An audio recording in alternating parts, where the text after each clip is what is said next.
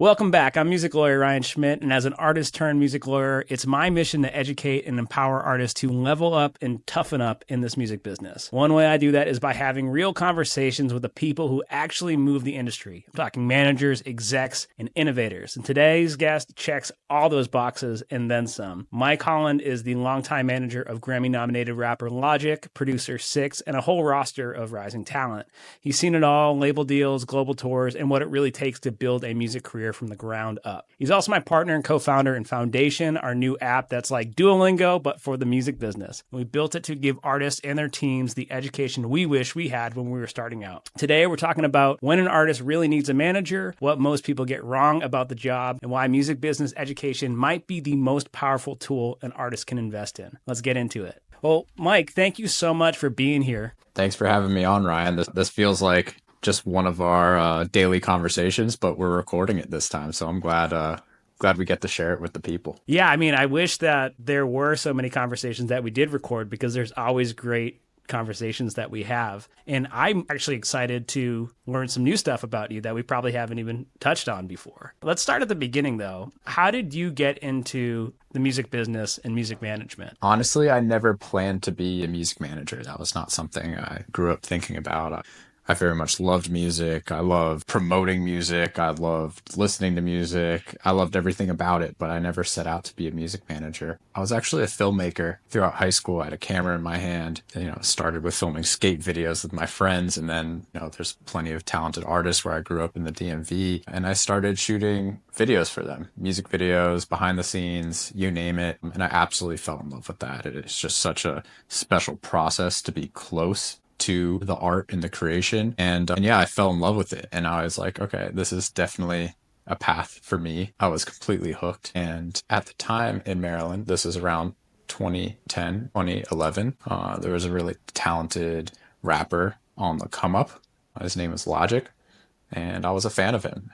I think he had fans around the country, but he was very small at the time still. I think, doing 200-person shows in major cities, which is awesome. By the way, that's massive momentum for an up-and-coming artist. Yeah, I showed up to one of his shows in Baltimore, and my friend gifted me a meet and greet VIP ticket. I had no idea what that entailed at the time. I thought we'd be hanging out backstage, having drinks, ended up in a line and got to shake his hand for, he's very nice for a few minutes and if that. And I said, hey, I'm Mike. I'm a videographer. I'd love to work for you. And he said, hey, thanks. Go talk to one of my videographers over there. Maybe we can work together in the future. I gave him my business card and I was like, all right, that's that.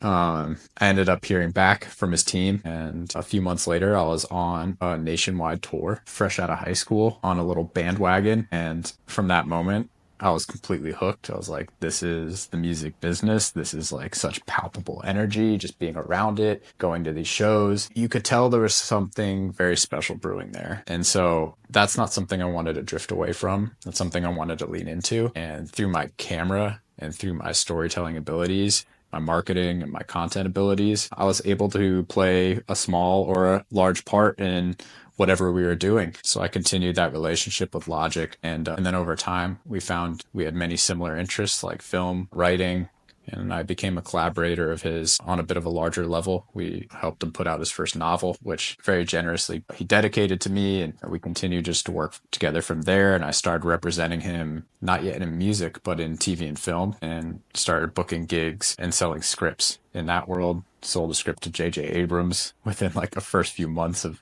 doing that work. And so that was like my first taste of management. I went from being a kid with a camera to being in the room with some of Hollywood's top filmmakers and producers and executives and feeling like a bit of a fraud. But at the same time, I knew the material and I knew the content that we had was amazing. And so for that reason, there was no reason I shouldn't be there. And that was a ton of fun. And then a bit more time passed and space filled up in Logic's management team. So he brought me on and my co-manager at the time, Justin Fleischer. And then from there, we just kind of, even though it was a new space, we just kind of knew what to do. We're like, we know this artist, we know this creative, we know this fan base, we know what they like, we know what they don't like. There were some other learning curves specific to learning the music industry itself. But in terms of the product that we had and how to sell it, I don't think there was anyone who understood that better than us at the time. So that was a bit of my journey from videographer to music manager. And I'll leave you with this. I think people might think those two jobs are quite different, but I, really discovered that telling a story is really the ethos and the heart of both of those jobs. And so there's a bit more overlap in from videography to music management than people might think. So, but yeah, it was a really fun journey. Hopefully it's just the beginning. That's such an important point about how storytelling is really everything for any business, right? Especially in today's age of social media and content, people get hooked into stories and personas that they like more so than I'm into so-and-so brand or whatever. It's the people behind it. It's the personal brand behind it.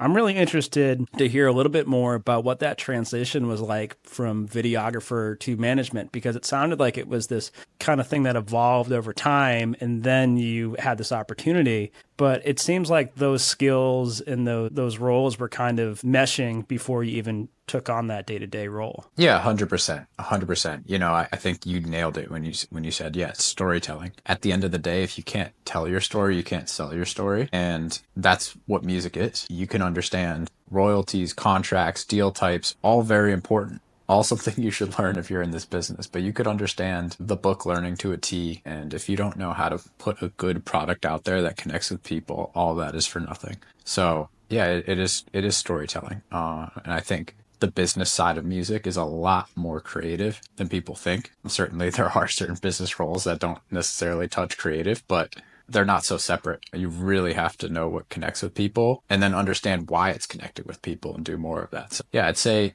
there's many roles and jobs that could give you a really great foundation in the storytelling space, and being a content producer or a videographer is certainly a huge one. You're the one hands-on making the product that reaches the fans, and you're also actively tracking its performance and knowing what to do different next time. So yeah, you kind of have your finger on the pulse in that way coming from content.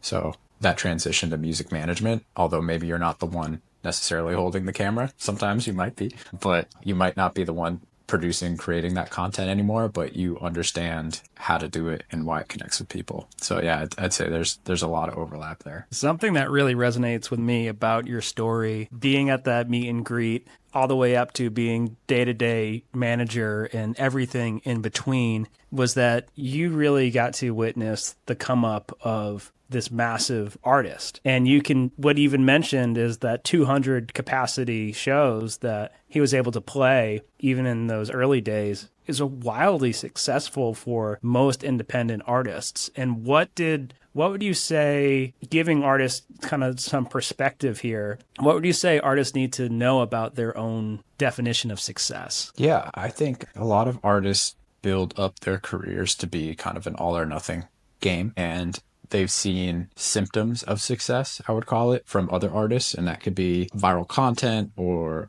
a hook that's going everywhere, a bit on radio, whatever it might be. That's just penetrating the world, right? It's that bit that's getting that song out there. And then they chase that. And I'd say it's probably a lot healthier to look at success from a bit of a holistic lens, which is asking yourself the question, are there people that connect with me and my music? And who are they?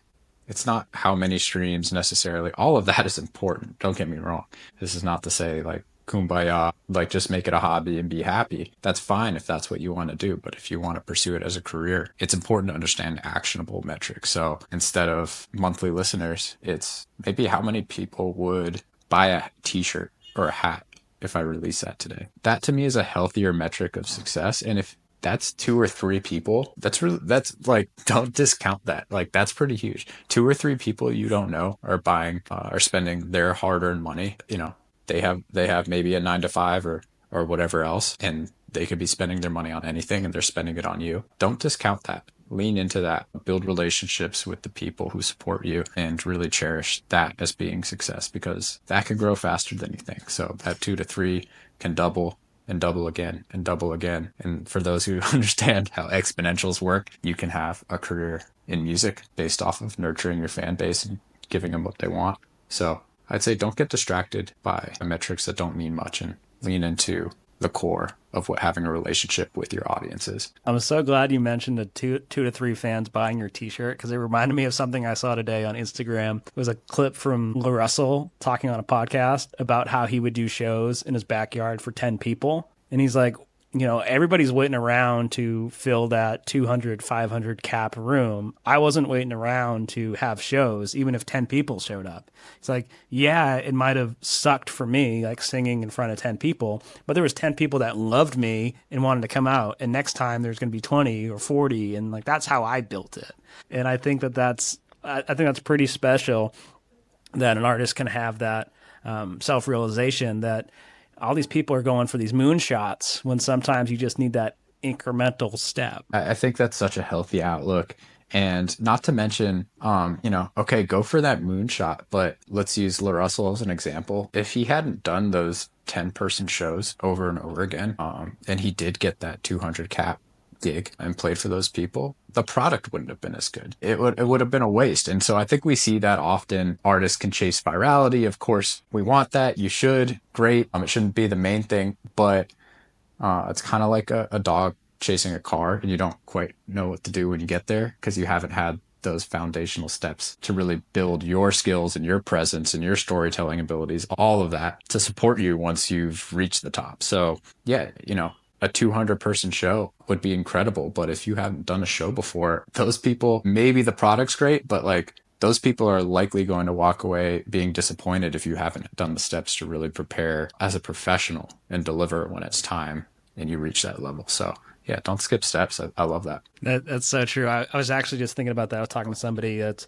an agent over at WME not too long ago about how a lot of the agents are kind of moving away from signing viral acts. And that was something that was really hot a couple of years ago, both on the label side and in the music booking agent space. But it's so readily apparent when you go to a show and there's some young kid who hit a viral moment, but hasn't really put in those reps in the shows. And now they're on this big tour and it's more than they can handle. Like you kind of have to get the shit kicked out of you in these small venues a little bit and then put in some work on the road before you're ready for those bigger shows, or it's going to be like a wasted opportunity. Like you have this moment and you can capitalize on it if you have that foundation. 100%. It's also just not fair to the artist to pull them out from nothing and to put them on stages that big. It's not right. You're skipping steps. You're maybe cashing in on that quarter, whatever your metrics need to be to prove and show success. But it's not a sound business practice, and it's also just not right to the artist. Everyone wants a lasting career. If you're an artist and you're coming up, think about what could give you a lasting career. Best case scenario, you go viral.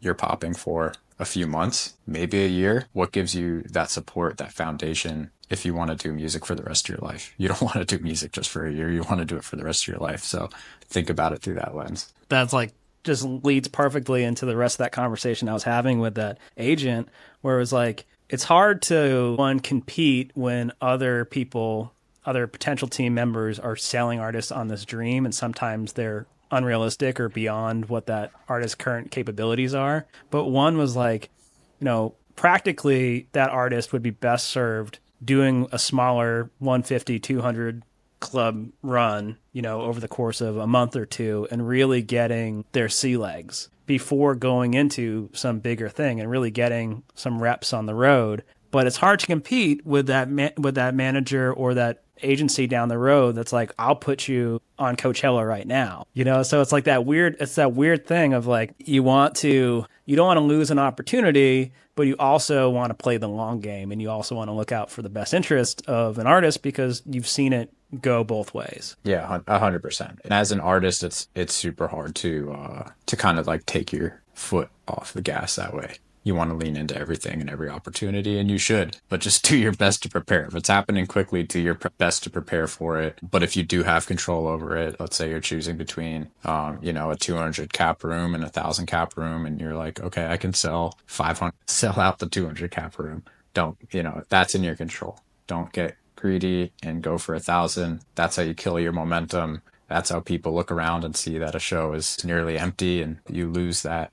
I was talking about earlier, starting on the road with Logic, where it's just like that palpable energy at every show, at every meet and greet. You want that. with you all the times whenever you're interacting with fans. It could be online, but definitely in person. You want that. So you know, do the right thing, scale smart. Another thing that I think about when you mentioned having your foot on the gas, I see other people that are chasing these viral moments or chasing their big break, so to speak, and they hit it, and they've been working so hard to get to this point that they kind of want to sit back and enjoy it, and they take their foot off the gas a little bit, whether it's they just signed that deal or they just got on that tour or their record is charting right now. My approach when I see that, you're kind of at a crossroads, right? You can either put your foot on the gas and really capitalize on this moment that you have, because it could last 10 minutes or 10 years, but there is going to be a life cycle to this. Or you can sit back and say, how great is this? And then you can almost guarantee you're not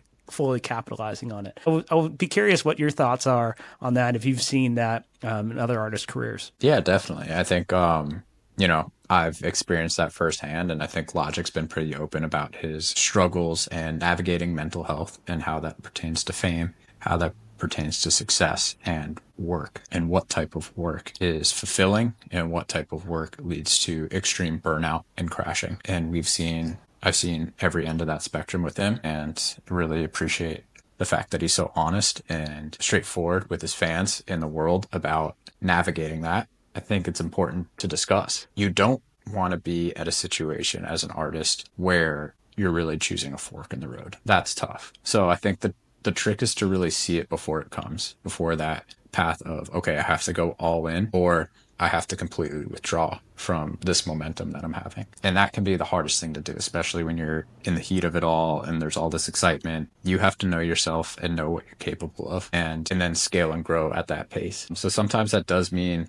taking your foot off the gas, but slightly, and saying, okay, this is a pace I'm comfortable working at. I can't be on the road for 9 to 10 months out of the year, but I could be on the road for 3 to 4 months. Talk to your promoter, talk to your booking agent, and say, hey, here are my boundaries. This is what I'm willing to do. How do we make the most of it? And it's hard to have that maturity, especially when everything is happening. But if you get down the road and you see your next 3 years are booked out almost like entirely, and you can't do it anymore, that is when things crash and burn. And that is super hard to recover from. So know yourself, know what you're capable of. Don't put yourself in a position where you have to draw back, but go at a pace that gives you growth, fulfills you, gives you a career, keeps those fans around, if not growing. But I feel like this is sometimes counterintuitive, but we see a lot of careers crash and burn, and it's super hard to come back from that. It's super hard to come back from withdrawing. But if you go at your own pace, everyone understands. Your fans understand. They're like, this is how much of this artist we're going to get. We shouldn't be expecting more, and we should cherish it when we see it.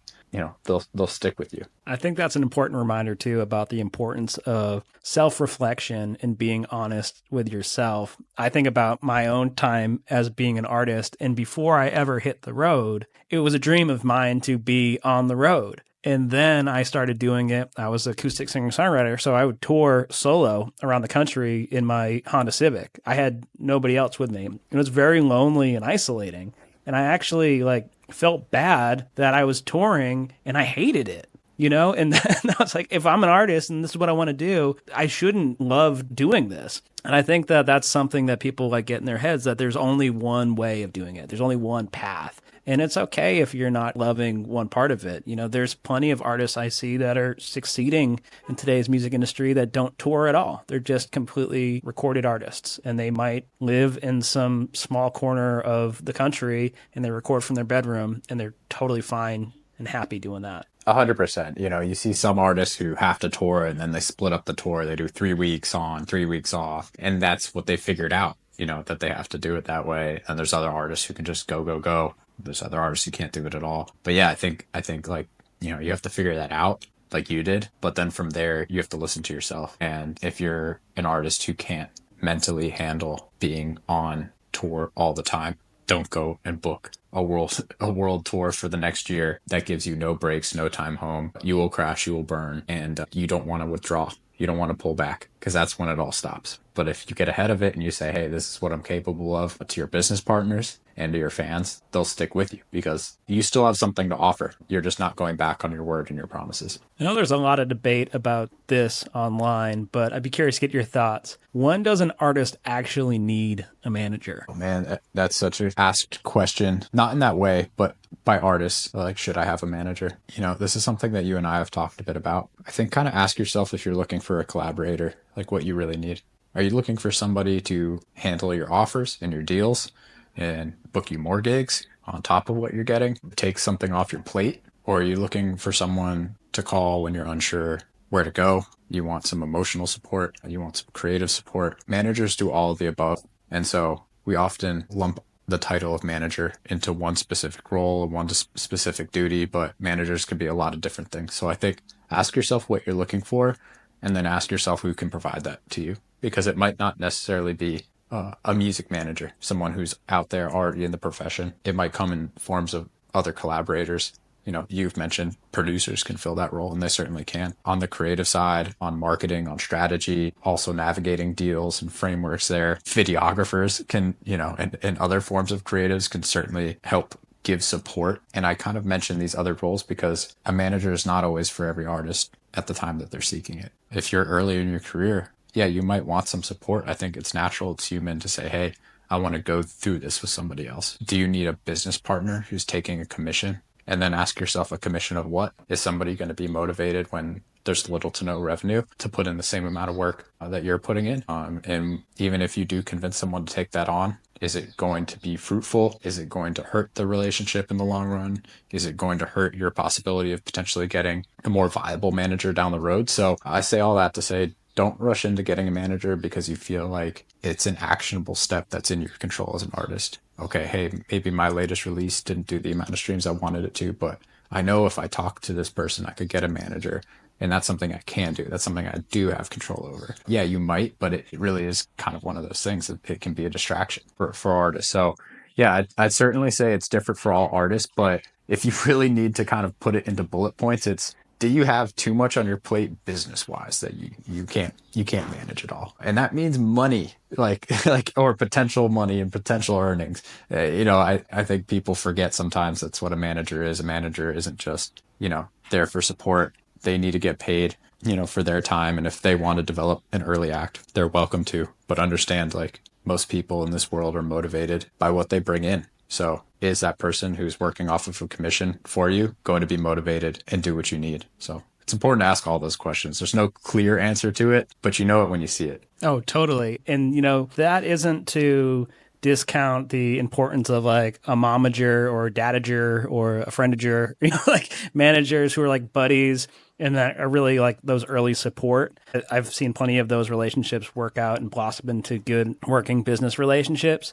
Sometimes they fail miserably, but, I think that there's a difference between somebody that's just looking for help and support, and they can find that either in one of those folks that I just mentioned, or a collaborator, or even their local scene and community. I think that that's something that is so often overlooked when people are looking to find these different roles. Like that's a tremendous resource that you have. But sadly, so many like small up and coming artists see the other artists in their scene as competition instead of potential collaborators and friends and support networks. And I think that really kills an opportunity to not feel so isolated. It's an opportunity to grow everybody's career. 100%. 100%. I think you nailed it. We are humans. We require support. We require connection, and especially artists. If you look at it like a job, everyone else is going into offices and hanging out at the lunch table or the water cooler, and they get that support that way. And sometimes that support's like shitting on your boss or whatever you need to do to vent and just be there for each other. But as an artist, there's a lot of similarities. There's some differences.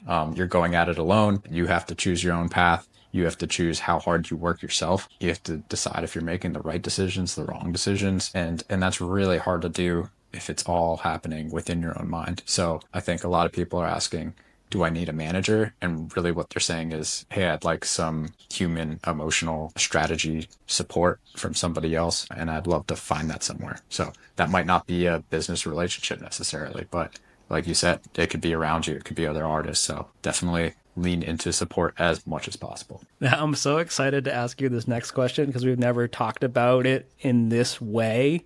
We've talked a bunch about the music business and artists and when they need managers, but this is more from like the manager to the artist. What's a red flag for you when considering whether or not to work with an artist? That's such a good question. I have so many things. I'm just kidding. But it's kind of, I'll say this. I'll start with the green flags. How about that? Perfect. A green flag is kind of, you know it when you see it. And I think every manager's different.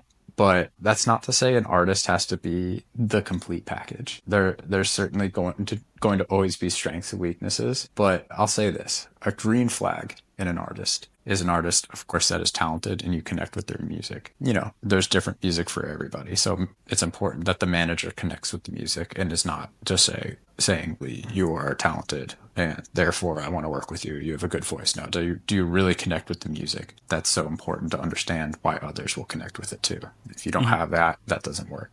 You have to be a fan, first of all. Second, you know, I think a lot of artists come to managers and say, hey, I just want to focus on the music. I don't want to think about anything else. Like, be that person for me and help me set up a team. Of course, you're going to have a team as an artist. You're going to have business professionals, agents, lawyers, your manager, you know, producers, graphic designers, everybody is going to be there to help you. But if you're not the guiding hand across all of that, then as an organization, you lack direction. The guiding hand, although your manager is crucial, the guiding hand of your entire career is not going to be the person who's making at most 20% of what you make and could be let go, or you guys could go separate ways at any point in time. That is a person who has no equity, actual equity in what you're doing. They're working off commission. So it's very clear to understand that part of the manager relationship. So yeah, I'd say those two things. As a manager, do I connect with the music? And do I know that the artist has a vision? And that doesn't mean just how to create great music, but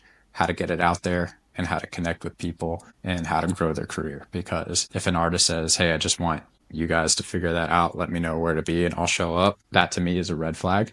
It doesn't mean that they can't have a career, but as a manager, myself, that's not someone who I'm interested in working with. So that person has to really have a vision for where they're going and where they want to be, on top of having incredible music and an incredible product. That made me think of, that last example made me think of an artist that I'm currently working with. Love this artist to death. So talented. But it seems like he signed this deal with a record label and he waits around for the label to tell him what to do and what moves to make. And I'm like, you are running the show. They are waiting for you to make moves and then they can help support that, not the other way around. And I think that so often kind of the narrative we get in the music business is like, just fill your team members, fill the roles, get your manager, get your booking agent, get your lawyer, get your label, and then sit back. You know, you just work on the music and everybody else will take care of the business. That's so backwards. 100%. What I always say is, as an artist, you are the CEO. You're the CEO. The manager is there. The manager is what they are. They could be the president. They could be the vice president. They could be the COO, the CMO, whatever role, probably all of the above. But as an artist, you're the CEO. If the ship stops moving, it is you who is going to be impacted the most. Everyone else likely has other clients and other ways of working with people. This is your career. It's your life. This is not a berating of artists. This is supposed to be empowering. Mm-hmm. Don't wait on others. Don't wait on someone at a label to say yes. If you find yourself waiting for others' permission, it can disappear. And you mentioned you've seen it happen. I've seen it happen, certainly. And you just kind of want to shake the person and say, just go. It's your life. Of course, navigate relationships responsibly and work within the agreements that you signed. But at the end of the day, it's your life and you got to make it work. That was kind of the inspiration. I know we'll jump into it in a bit, but for starting a platform like Foundation. Well, that's a perfect segue let's do it. into Foundation. Well, let's talk about Foundation. So You and I co-founded Foundation with our business partner, Alex, and it's essentially like Duolingo, but for the music business. And at the beginning, this was really your brainchild. You started this, you came up with this idea. So I would love for you to say, what was the early idea for Foundation and what is it? Yeah,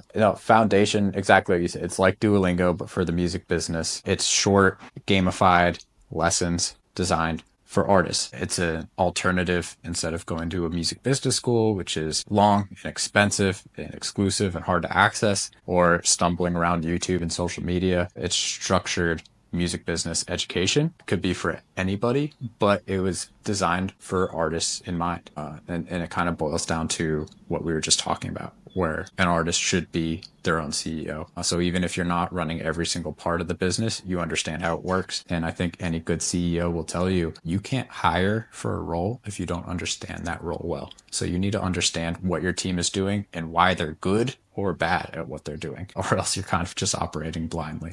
It was created under the thinking that an artist should know the business that they're getting into. If you're going to start a car dealership, you know nothing about selling cars, you should learn. You shouldn't just open the car dealership. So I don't understand why we think of the music business as being any different. You want a career in music, you should understand the music business. And I don't see a lot of great structured, easy ways, especially for artists who are busy, who want to spend most of their time in the studio, to be able to do that. So that is why I tapped you and Alex, and we teamed up and we created Foundation. So artists can do it while they're on the toilet, while they're going to bed, and it won't take them away from their career and what they love to do, but they'll be prepared and ready for a long-lasting, fruitful music career. And I should mention as a quick plug that it is now on the App Store, completely free to download. What I love so much about Foundation and being part of this with you, Mike, is really knowing how impactful this can be. There's so many books, there's so many courses, communities, etc. out there right now. There's never been more information, like you said, but it is pretty scattered. And I think you also have to remember, like, your audience. Artists want to artist, right? Artists want to invest their time in the creative pursuits. And of course, you can't just do that all the time. But we wanted to come up with a way that they got to know all the information that they needed to be dangerous in this music business while still having plenty of time to do all the other things. Like, I remember getting a copy of All You Need to Know About the Music Business in the 2,000 pages that it was when I was a 15-year-old. And I was like, well, how am I ever going to write a song again? Because I'm going to be reading this book, So Foundation, you can pull it up and you've got a lesson on royalties, and it's going to take you 5-10 minutes. And now you know how to collect your royalties and what the different royalty sources are, or how to get collaborator agreements, how to talk about copyrights. I think that that's something that's really exciting, is that artists no longer have to choose, am I going to sit down and step away from the artist thing or just learn the business? It's like you can do them completely in conjunction. I could see somebody in a studio tomorrow in between takes banging out a quick lesson. 100%. And I know, forgive the fire engine in the background. I know, it is designed for artists, but I think at the heart of it, it's something that I could have definitely used and definitely needed as I was transitioning into the business side of music. Like I said, I understood the core aspects of what it was to sell and create a great product. And that is really the most important thing. But everything else I had to learn on the spot. And of course, you're able to do it. And experience is certainly the best place to learn, but could have avoided a lot of mistakes. I certainly made a lot of mistakes. I certainly asked a lot of dumb questions. And it's fine to have mentors, but when you're in that meeting and you're negotiating and you don't understand what it is you're negotiating for or how it works, that's not ideal. You get through it regardless. But it's time for artists to understand how it is they run their business, and to do so in a fun, easy way. So, this isn't to say we're going to replace Berkeley or USC or YouTube videos, but it's a alternative for those who prefer this format. So I definitely encourage people to try it out and send us feedback. You can submit feedback through the app, and you can do that on specific slides, ask questions, say, this is helpful, this was unhelpful, or hit us up.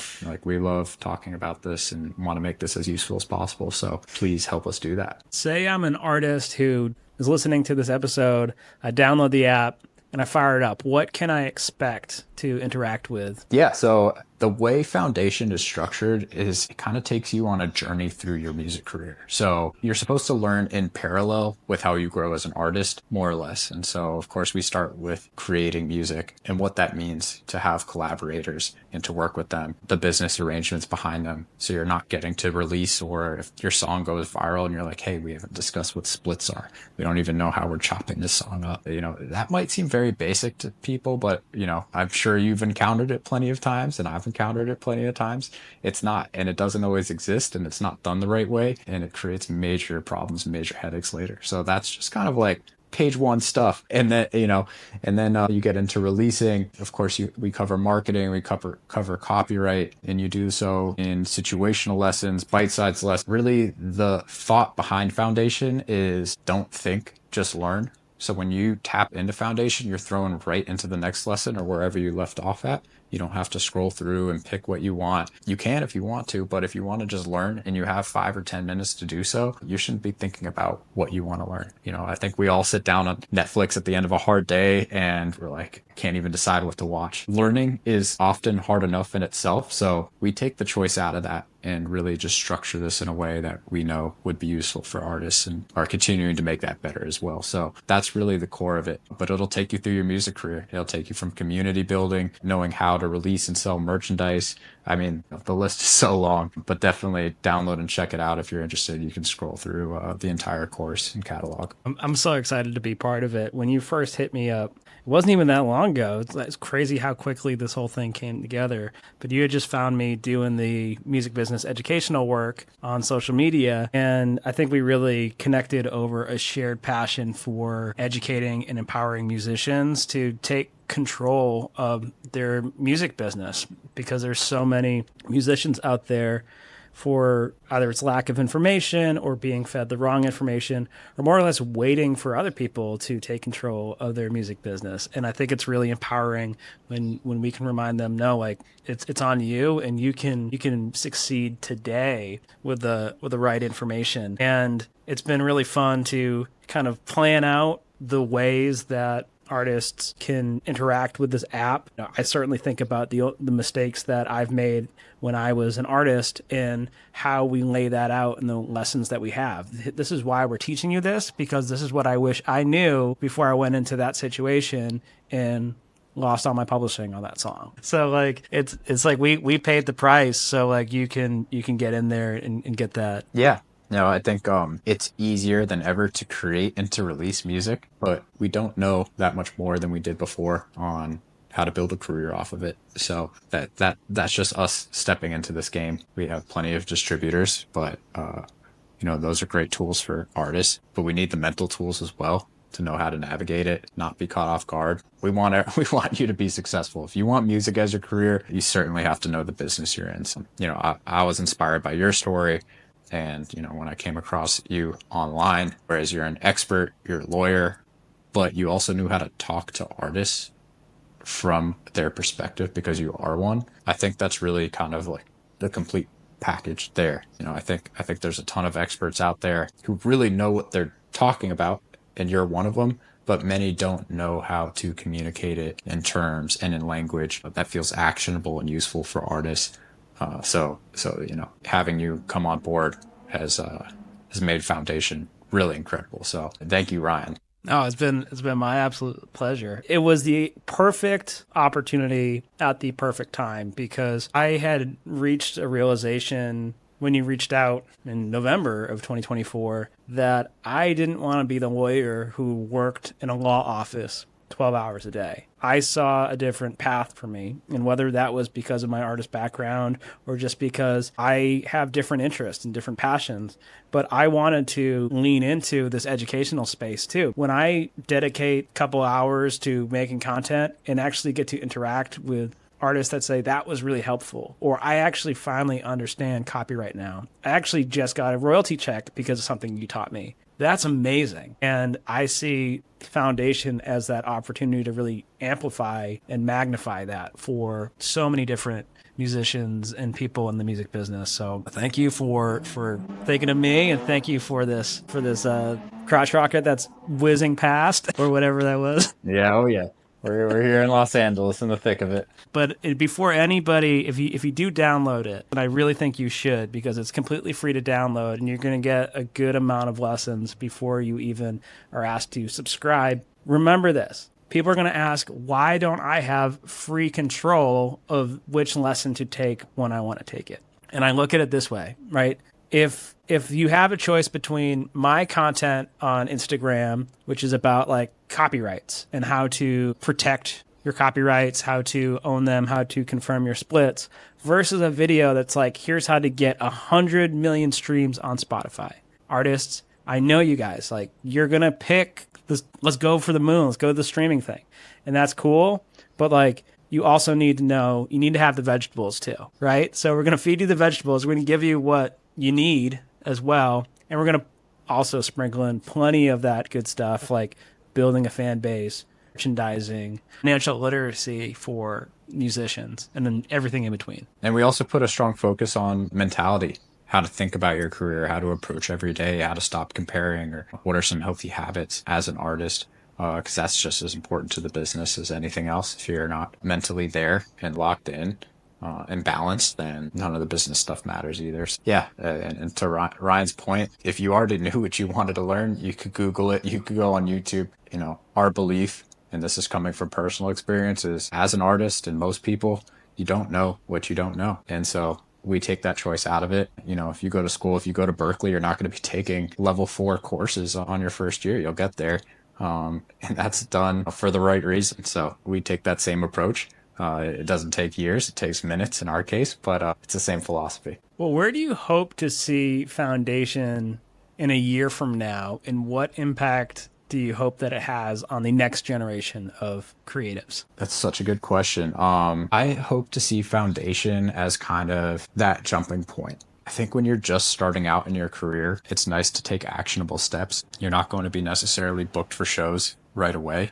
You're going to be making music. You're going to be testing things. You're going to be building a fan base and connecting with people. And I want Foundation to play a role in every artist's early development. And that could be from middle school, high school, college, if you're later in life, whatever step it is.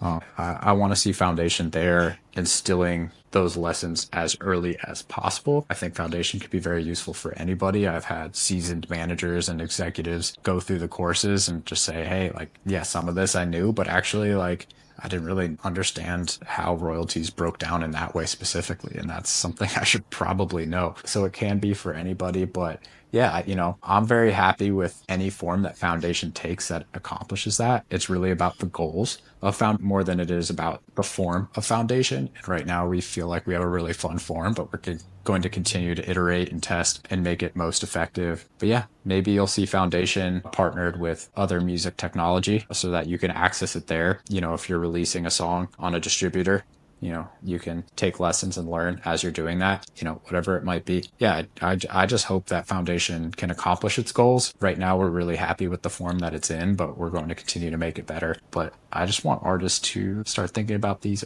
things earlier. So if that happened, then I'd say we're successful. Absolutely. I couldn't have said it better myself. Well, Mike, thank you so much for sharing your story and your insight. I know that everybody listening got so much value out of this. Where can people connect with you and learn more about Foundation? Yeah, no, thanks for having me, Ryan. This has been super fun. And if you want to reach out, I'd say Instagram is probably best.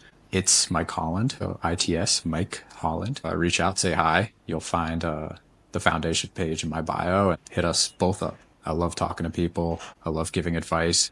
You know, whatever it is, hit me up. Amazing. And to everyone listening, if this conversation helped you rethink how you're building your music career, send it to somebody who needs to hear it. Rate, review, subscribe. That all helps us, and we'll catch you next time. Peace.